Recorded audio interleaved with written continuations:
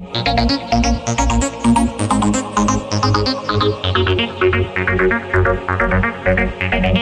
Morning दोस्तों। आपका स्वागत है आपके अपने YouTube चैनल वाईटी प्रेटो पर। तो चलिए स्टार्ट करते हैं आज का क्लास, आज का टॉपिक। तो हमारा आज का टॉपिक होगा वही जो हम लोग पिछले क्लास में पढ़ रहे थे, फंडामेंटल डाइट। उसी को कंटिन्यू करेंगे, उसी को आगे बढ़ाएंगे। तो स्टार्ट करते हैं आज का क्लास। फंडामेंटल राइट पढ़ रहे थे हम लोग, कहाँ तक पढ़ लिए थे? तो हम लोग पढ़ लिए थे आपका आर्टिकल 22 तक। आप उससे आगे देखेंगे। आगे है आर्टिकल 23 और 24, 23 और 24। 23 और 24 क्या कहता है? शोषण के विरुद्ध अधिकार। हम लोग शोषण के विरुद्ध अधिकार है कि हम लोग शोषण के विरुद्ध आवाज उठा सकते हैं। तो अब हम लोग देखेंगे कौन से आर्टिकल के तहत कौन सा शोषण होता है और किसके विरुद्ध हमको उस शोषण के विरुद्ध आवाज उठाना क्या है। तो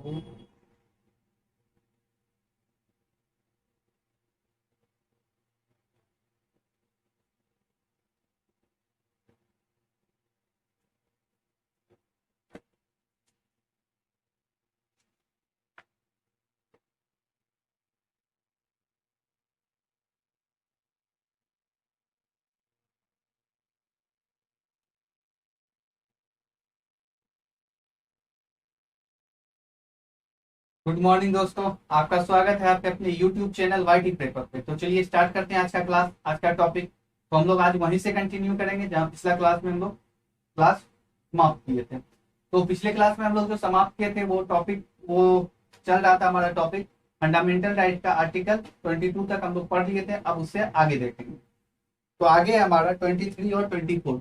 23 और 24 क्या कहता है कि शोषण के विरुद्ध अधिकार हमको मिला हुआ है कि शोषण के विरुद्ध हम लोग आवाज उठा सकते हैं।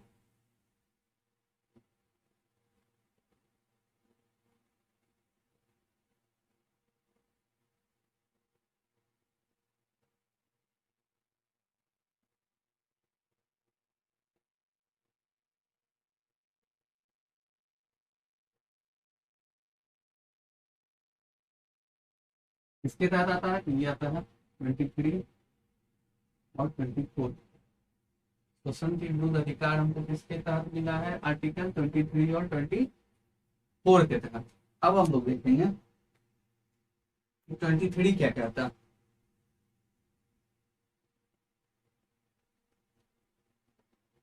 अनुच्छेद 23 कहता है कि बाल श्रम, बंधुआ मजदूरी और मानव तस्करी पर रोक लगा। मानव व्यापार,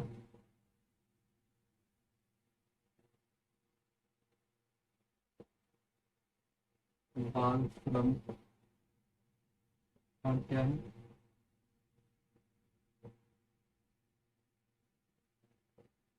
बंधुआ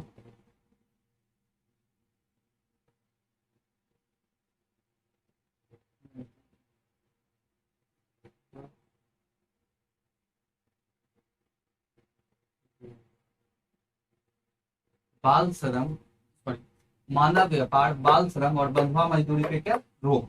हमको इस पे रोक लगाना, ये हमारा अधिकार। ठीक है।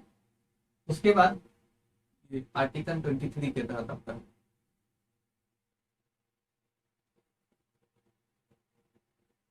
24।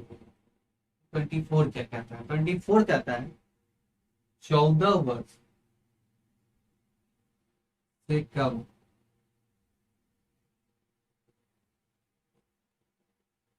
उम्र के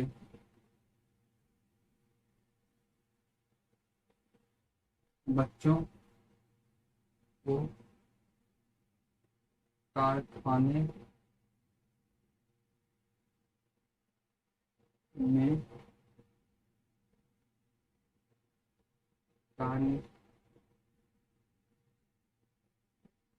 करने पर रोक। 14 वर्ष से कम उम्र के बच्चे को कारखाने में कार्य करने पर रोक। मतलब वो 14 वर्ष से कम के उम्र के बच्चे कारखाने में कार्य नहीं कर सकते हैं, ये अधिकार है। ठीक है। ये था हमारे शोषण के विरुद्ध अधिकार। अब हम लोग आगे देखेंगे, आगे क्या है। आगे हमारा है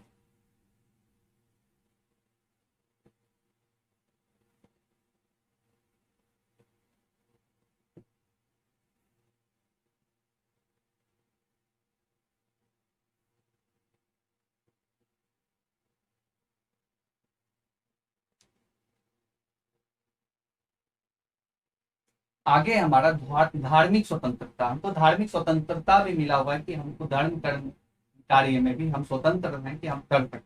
तो 25 से 28 हमारा धार्मिक स्वतंत्रता।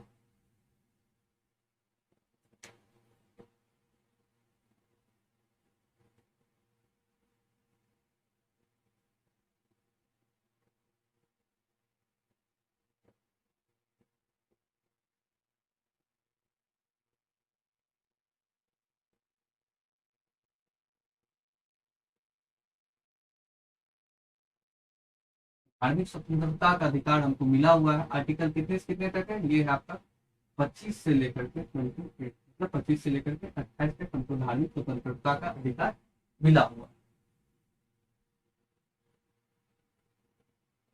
अब हम लोग देखेंगे कि आर्टिकल 25 के तहत क्या है।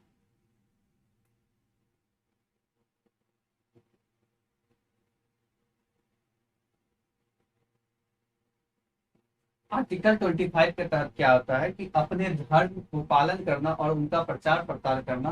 अगर हम हिंदू हैं तो हिंदू धर्म पालन कर सकते हैं, अगर हम मुस्लिम हैं तो मुस्लिम धर्म पालन कर सकते हैं, ये तो कॉमन है। लेकिन उसका प्रचार प्रसार भी कर सकते हैं, ये मेरा अधिकार है, लेकिन शांतिपूर्ण ढंग से।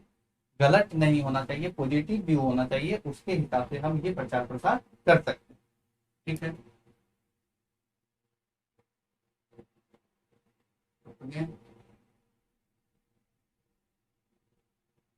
धर्म को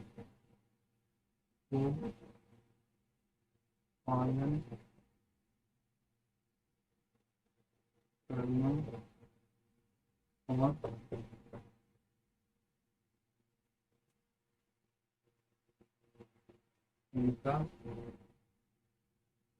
प्रसार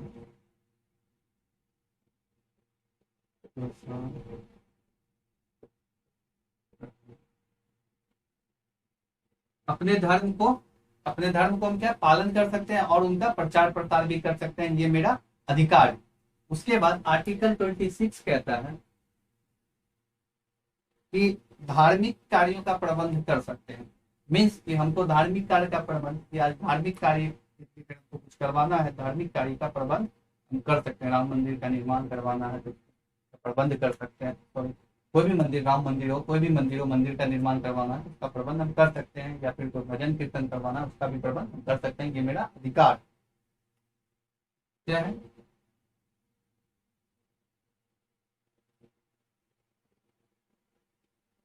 धार्मिक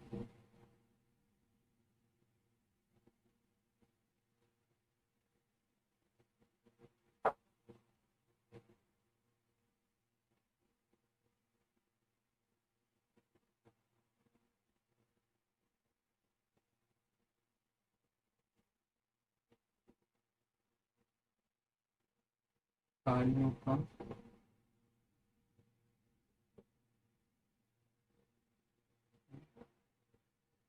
कर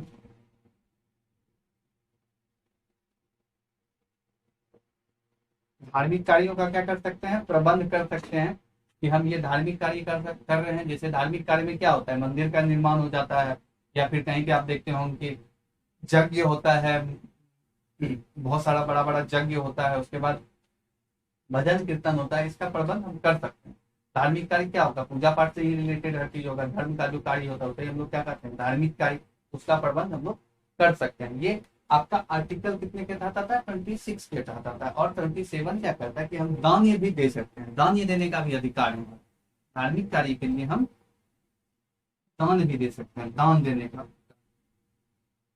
ये नहीं कि हम दान नहीं देंगे, दान देने का भी अधिकार है। दान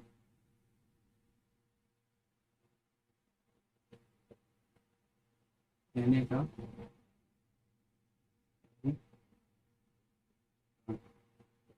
जैसे कि आप लोग सुनते हैं कि ये नेताजी इस मंदिर के निर्माण में इतना रुपया दान दे दिए, इस नेताजी इस धार्मिक कार्य के लिए इतना रुपया दान दे दिए, ये उनका अधिकार ही है, उनको दान देना चाहिए। ठीक है, दान देने का भी अधिकार है। ऐसा नहीं कि वो अधिकार के विरुद्ध है, तो वो उनको ये अधिकार नहीं मिला हुआ तो वो दान नहीं दे सकते। ठीक है, तो बाकी अपने मर्जी पे होता है। कोई लोग होते हैं जो दान देते हैं, कोई लोग होते हैं जो नहीं देते हैं। आप उसके लिए उनको फोर्स नहीं कर सकते, लेकिन उनका अधिकार है, उनको देना चाहिए। ठीक है, उसके बाद क्या है कि 28 क्या कहता है कि धार्मिक कार्य हो या धार्मिक शिक्षण स्थान हो, वहां पे हम जा सकते हैं, उपस्थित होने का अधिकार है। क्या? किसी भी धार्मिक क्षेत्र या उपासना में उपस्थित होने का हमारा अधिकार है, चाहे वो कुछ भी, कोई भी धर्म हो।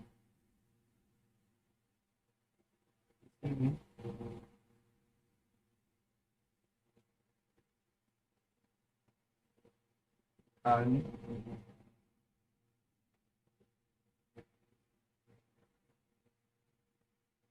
एक सेकंड, मार्कर सही से नहीं चल रहा है।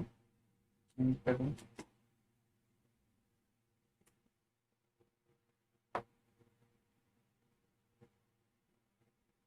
किसी भी धार्मिक कार्य, उपासना,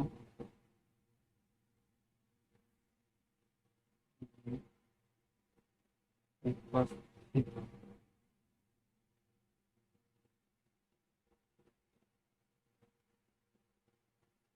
होने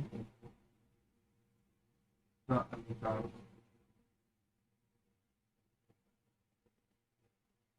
किसी भी धार्मिक कार्य या उपासना में आप उपस्थित हो सकते हैं, ये आपका अधिकार है। तो यहाँ तक आप लोग समझ गए कि आज धार्मिक स्वतंत्रता का अधिकार भी हमको मिला हुआ है। आर्टिकल किसके तहत? आर्टिकल 25 से लेकर के 28, मतलब 25 से लेकर के 28 तक आपको इसका स्वतंत्रता मिला हुआ है। पहला क्या है? आर्टिकल 25 कहता है कि अपने धर्म को आप पालन कर सकते हैं और उनका प्रचार प्रसार भी कर सकते हैं, लेकिन शांतिपूर्ण ढंग से और पॉजिटिव व्यू के साथ। आप निगेटिव व्यू नहीं फैला सकते। ठीक है। उसके बाद धार्मिक कार्यों का प्रबंध, आप कोई धार्मिक कार्य कर रहे हैं या करवाना चाहते हैं तो उसका भी प्रबंध आप कर सकते हैं। उसके बाद दूसरा है कि आपको दान देने का भी अधिकार है धार्मिक कार्यों में। उसके बाद किसी भी धर्म का कार्य हो, उपासना हो, उसमें आप शामिल हो सकते हैं। ठीक है, यहाँ तक आप लोग समझ गए। अब आते हैं हम लोग आगे। 29 कहता है, क्या कहता है?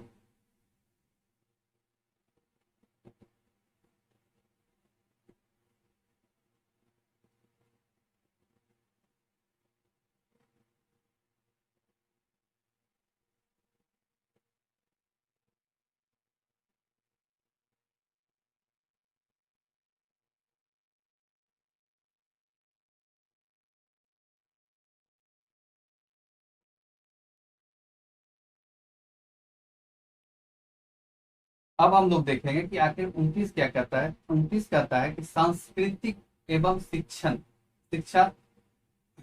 सांस्कृतिक एवं शिक्षा संस्थानों का हम लोग बढ़ावा दे सकते हैं, उसके ऊपर हम लोग उसको प्रोत्साहित कर सकते हैं। तो ये किसके तहत आता है? आर्टिकल 29 और 30 के तहत आता है।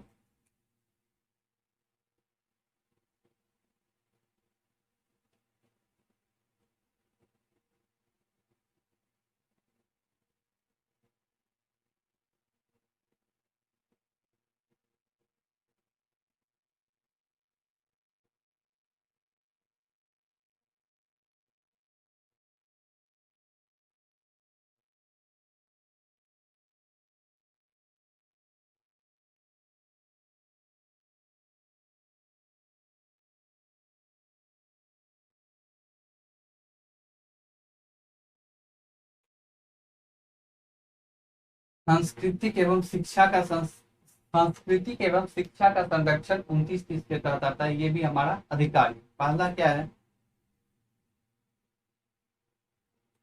कि आर्टिकल 29 कहता है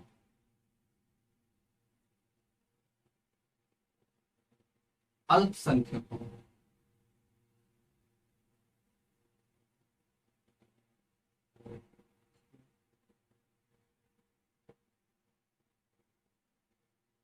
अल्पसंख्यकों के हित का संरक्षण हम लोग कर सकते हैं। अगर अल्पसंख्यक लोग, जिनका संख्या कम है, वो लोग कोई भी सांस्कृतिक कार्य करता है, कुछ भी करता है, तो उनका संरक्षण हम लोग कर सकते हैं। अल्पसंख्यकों के हितों में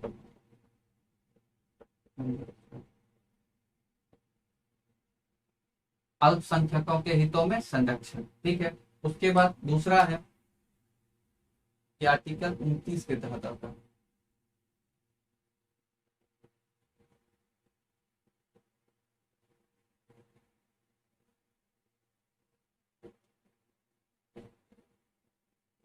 अनुच्छेद 30 कहता है कि अल्पसंख्यकों के शिक्षण संस्थान का भी हम लोग संरक्षण कर सकते हैं, करने का अधिकार।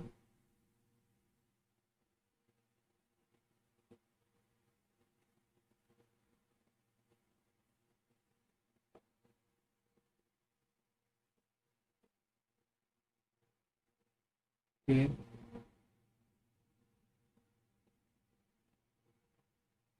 शिक्षण संस्थान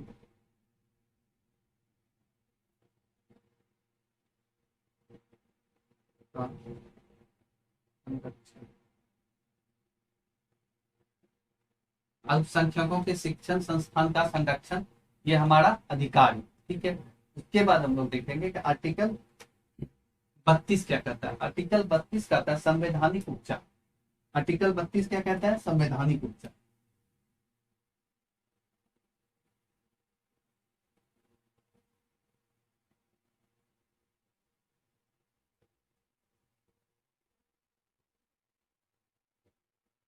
ये आपका था 32। संवैधानिक उपचार 32 के तहत क्या आता है कि सुप्रीम कोर्ट और हाई कोर्ट एक 5 प्रकार का रीट जारी करता है, ठीक है। जब हम आपको सुप्रीम कोर्ट और हाई कोर्ट पढ़ाएंगे उस समय हम आपको बताएंगे कि कौन सा रीट क्या जारी है, क्या है। आप लोग अभी इतना ही समझ लीजिए कि 5 प्रकार का रीट जारी करता है और कौन कौन सा रीट होता है। तो सुप्रीम कोर्ट जो है आपका आर्टिकल 32 के तहत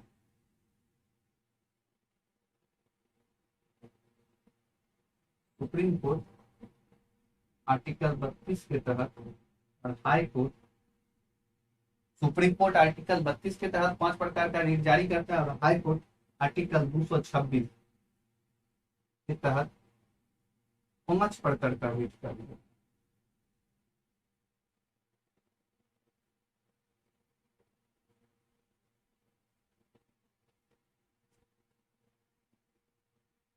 जारी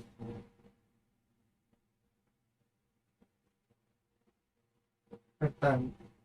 यही है संवैधानिक उपचार। क्या कि सुप्रीम कोर्ट और हाई कोर्ट जो है 5 प्रकार का रीट जारी करता है और वो रीट आपको हम आगे बताएंगे कि कौन कौन से रीट होते हैं 5 प्रकार। तब तक आप लोग क्या कीजिए, स्क्रीन शॉट लेना चाहते हैं तो ले लीजिए।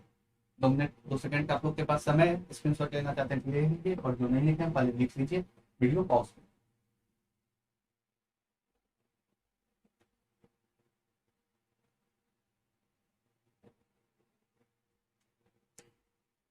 आइए वो आगे देखते हैं।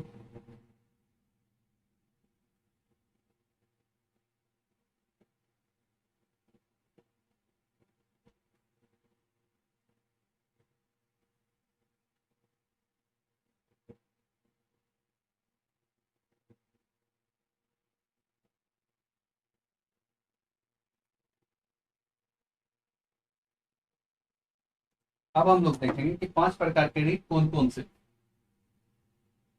पहला है आपका बंदी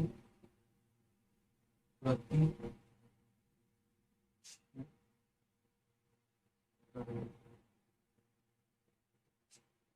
बंदी प्रत्यक्षीकरण, ठीक है। दूसरा है परमादेश।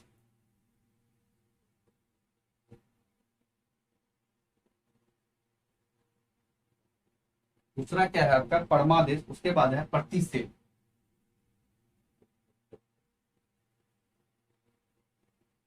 प्रतिषेध।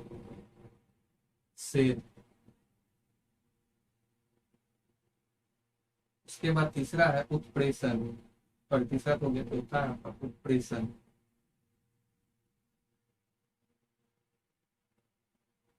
ये आपका क्या है? ये आपका 5 प्रकार का रीट है जो कि सुप्रीम कोर्ट भी जारी करता है और हाई कोर्ट भी जारी करता है, यही रीट है। उसके बाद 5वां है अधिकार परीक्षी।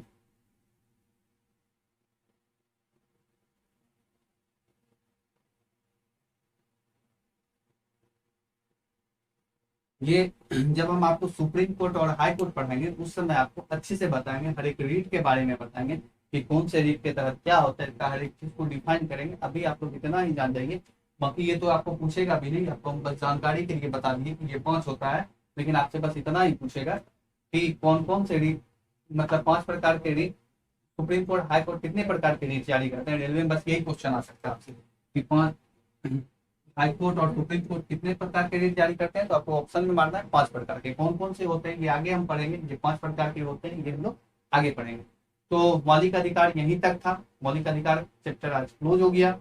तो आप लोग क्या कीजिए, मौलिक अधिकार फंडामेंटल राइट से जो है क्वेश्चन बनाइए। जब आपको कहीं दिक्कत होता है तो आप लोग कमेंट कीजिए, फिर हम आपको आगे उसका सोल्यूशन बताते हैं। तो आज का क्लास यही तक था। जय हिंद दोस्तों, फिर अगले क्लास में मिलते हैं, तब तक के लिए बाय बाय।